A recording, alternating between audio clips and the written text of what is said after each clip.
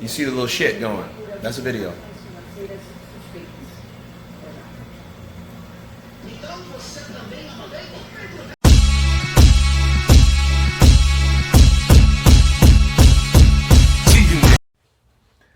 What's up, fight fans? This is Kurt Taville with Counterpunch Boxing News, and I have some new news concerning Iron Mike Tyson.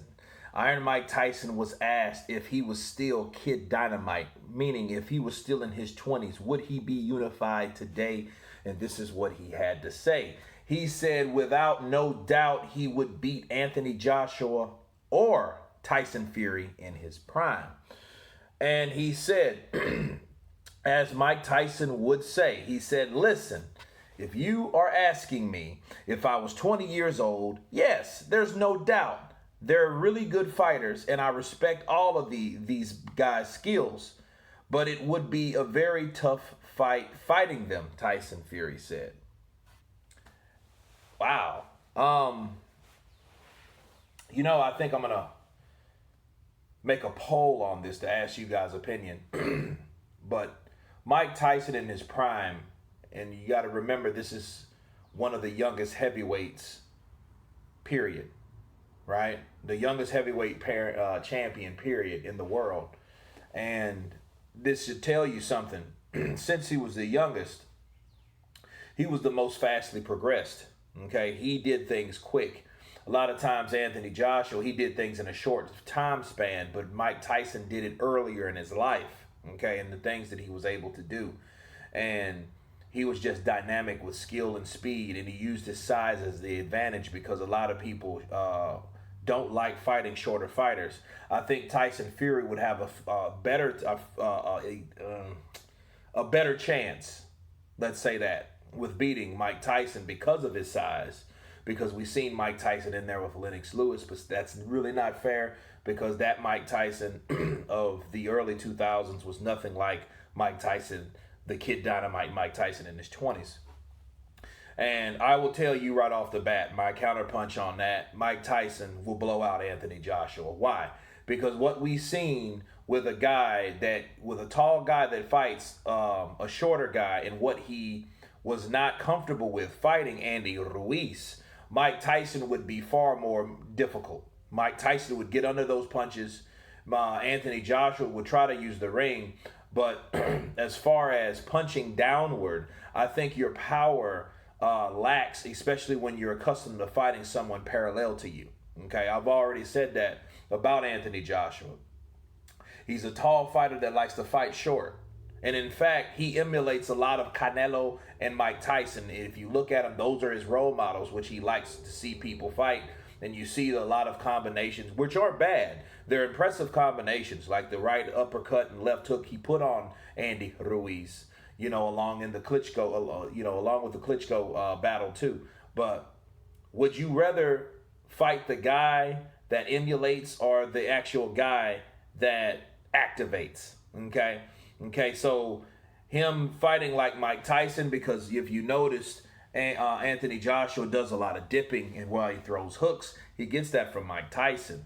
Mike Tyson can do that, but he's doing that naturally because he doesn't have to bend over to do it because he's so tall. He just simply uses his legs and it lowers his foundation and throws those hooks and uppercuts and get in the inside, and then if you notice, Anthony Joshua emulates that too. But another thing you have to deal with, and it is not power, it's speed, okay, and agility.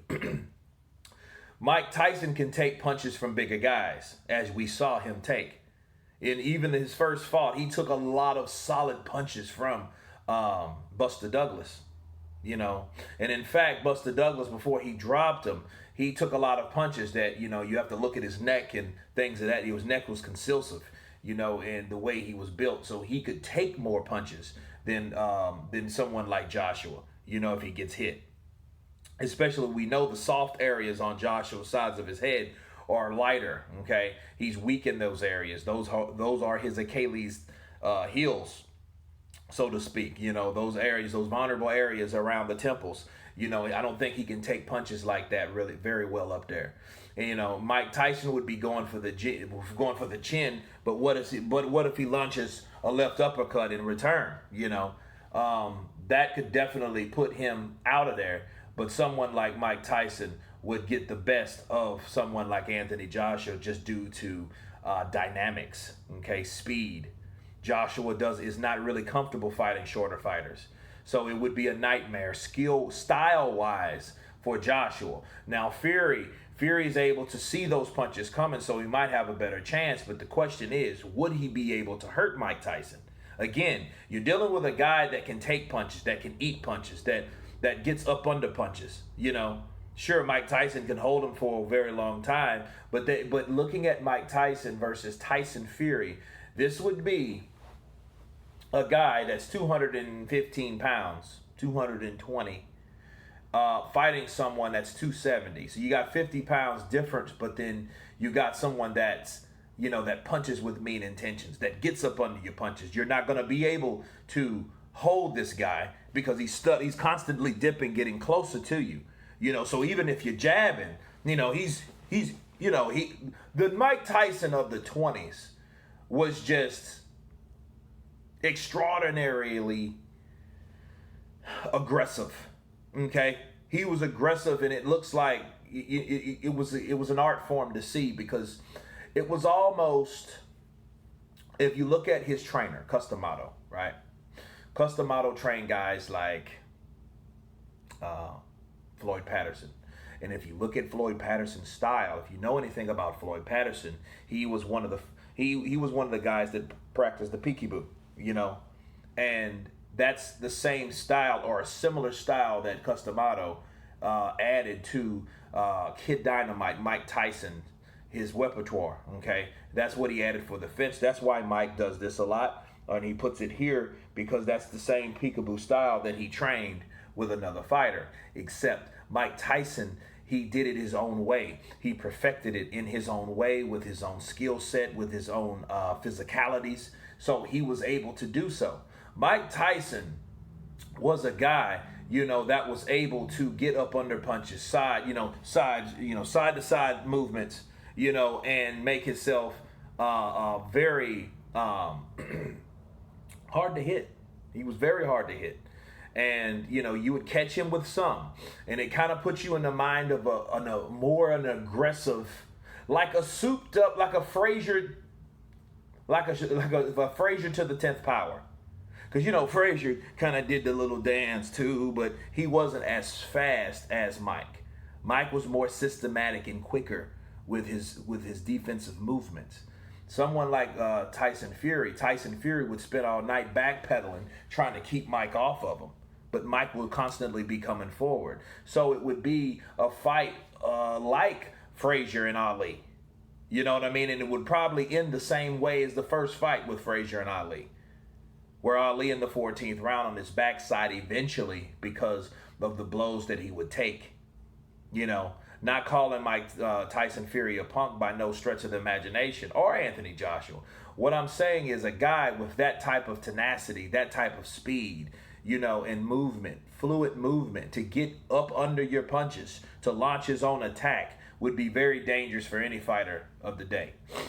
And see, someone like Deontay Wilder, I think honestly he would be the weaker link out of the two. But this is not about Wilder. This is about Tyson Fury and Anthony Joshua. In fact, it really is, because the question was, would he be undisputed? So he would have to go through Wilder too, to be fair. And Wilder, I think I think it would more so be difficult for Wilder, or an easier time for Mike Tyson.